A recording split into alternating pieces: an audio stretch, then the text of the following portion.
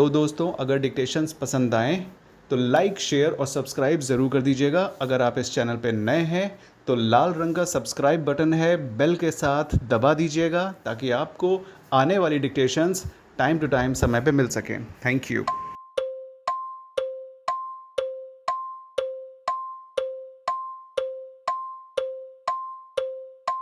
Start. This petition has been filed by a farmer who grows sugarcane on the land, which has been assigned to respondent number 4, Panipat Cooperative Sugar Mills Limited in bracket hereinafter referred to as sugar mill bracket out full stop. He is also the shareholder of the said sugar mill full stop.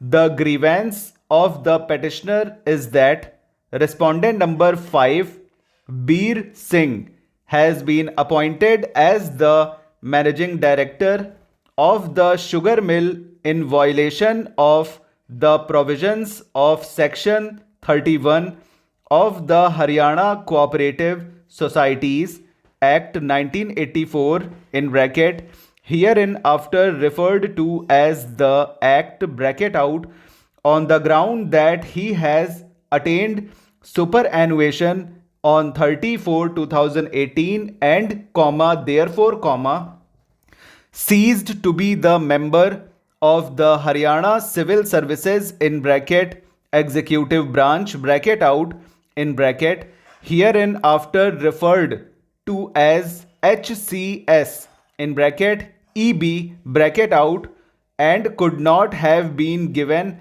extension for a period of 6 months from 1/5/2018 to 31/10/2018 wide order dated 30/4/2018 in bracket annexure P1 bracket out with his further appointment as the managing director of the sugar mill full stop para.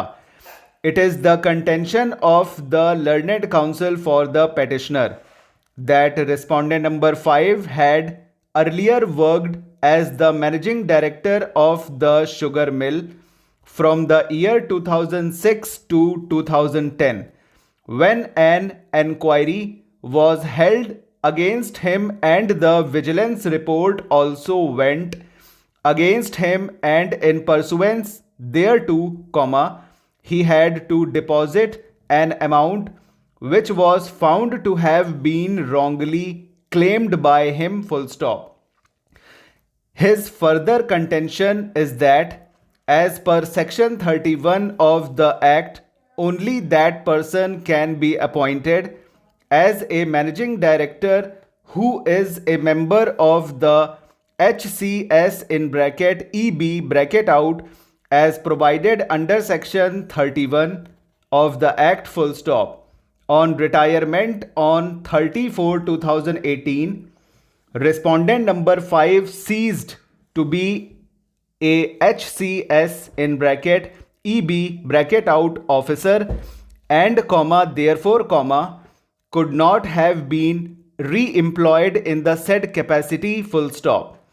He further contends that as per rule 143 in bracket 1 bracket out chapter 11 of the Haryana Civil Services in bracket general bracket out rules 2016 in bracket hereinafter referred to as 2016 rules bracket out, an administrative department has the power to retain a government employee after the age of superannuation for a period of 2 years, and such retention in service by way of re-employment has to have the approval of the Council of Ministers full stop.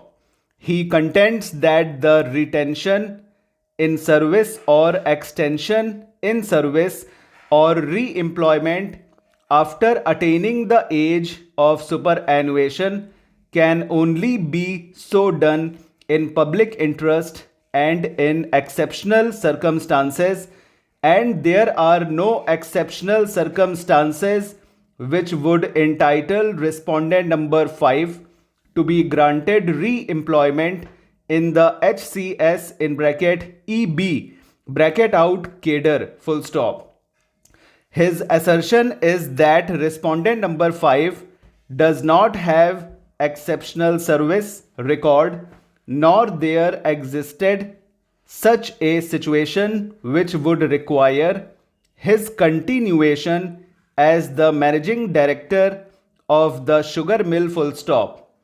Relying upon the judgment of this court in R.K. Verma and others versus State of Haryana and others full stop over. तो friends ये dictation आपकी 95 के आसपास, 90 to 95 के आसपास की dictation है. 500 words हैं और 400 वर्ड्स की डिक्टेशन एग्जाम में आएगी. ठीक है, 95 की डिक्टेशन में परेशान मत होइएगा, क्योंकि आपकी डिक्टेशन 80 की स्पीड में होनी है. मैक्सिमम वो लोग लेके जाएंगे तो 82 या 84 तक. ठीक है, वहाँ तो 85 में भी नहीं बोली जाती बॉस. समझ में आ रही है बात? तो आराम से इसमें हाथ चलाइएगा, ट्रांसक्राइब करिएगा, अपने आप को मजबूत बनाइए. जिनकी डिक्टेशंस अच्छी नहीं जाती हैं या जिनकी मिस्टेक्स ज़्यादा आती हैं वो लोग परेशान मत हों, करते तो रहो. तैयारी करोगे ऑटोमेटिक किसी न किसी मंजिल पे पहुंचोगे.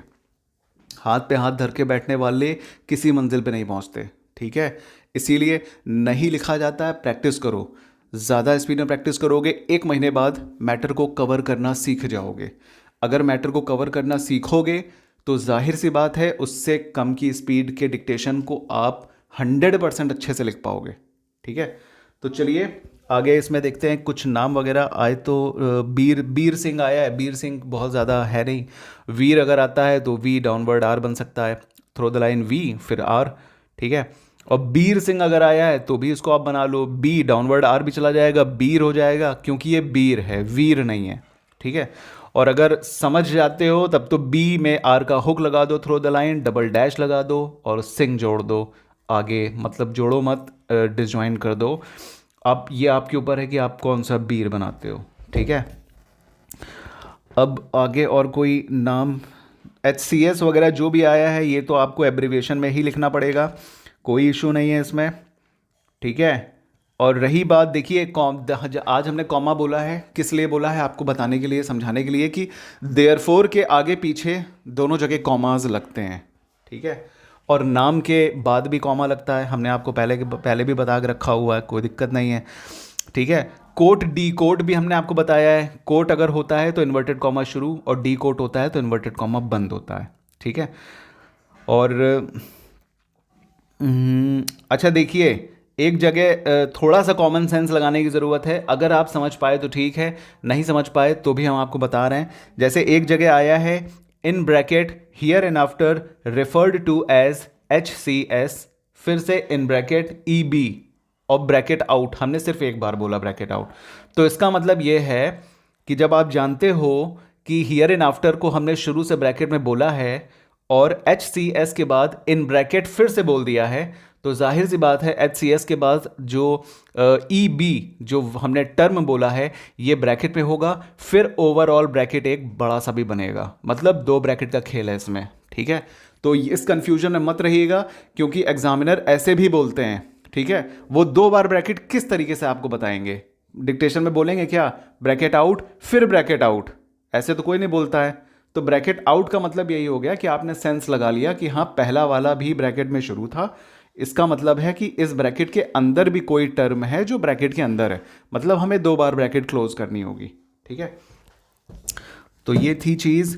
और हाँ, चैप्टर जो आया है ना, चैप्टर को रोमन में लिखा जाता है, लेकिन यहाँ पे चैप्टर को 11 लिख दिया है. तो ये देखिए गलती नहीं है, ये स्टेनो ने लिख दिया है. उसको चैप्टर रोमन में नहीं लिखना था, उसने नंबर वाइज लिख दिया है. लेकिन एक अच्छा शॉर्ट हैंड जो लिखता है स्टेनोग्राफर जो होता है, वो चैप्टर को, ऑर्डर को, जैसे रूल 1 ऑर्डर 2 या ऑर्डर 1 ऑर्डर 2 या ऑर्डर 4 रूल 11, इस टाइप की जब चीज़ें आती हैं ना तो ऑर्डर जो होता है रोमन में लिखा जाता है. चैप्टर हो गया, ऑर्डर हो गया, क्लॉज हो गए, ये सब रोमन में लिखे जाते हैं. और जब भी 1st, 2nd, 3rd, 4th इस टाइप की चीज़ें अगर बोली जाती हैं, जैसे 4th एडिशनल मैजिस्ट्रेट 4th, ठीक है, तो इसका मतलब रोमन होता है. क्योंकि 4 बोला जाएगा तब तो न्यूमेरिकल हो गया, लेकिन फोर्थ अगर आ गया है तो वो रोमन हो जाता है। ठीक है, तो ये चीज़ है, इसको थोड़ा समझिएगा, कोई दिक्कत नहीं है। वहाँ पे डिक्टेशन बहुत इजी आएगी, बहुत प्यारी आएगी। अब आप लोग एकदम कॉपी फाड़ के लिख देंगे। लाइक शेयर सब्सक्राइब कर दीजिए और चैनल में कमेंट करके बताइएगा आपको कैसा लगा। ठीक है, मिलेंगे अगली डिक्टेशन में। Thank you so much.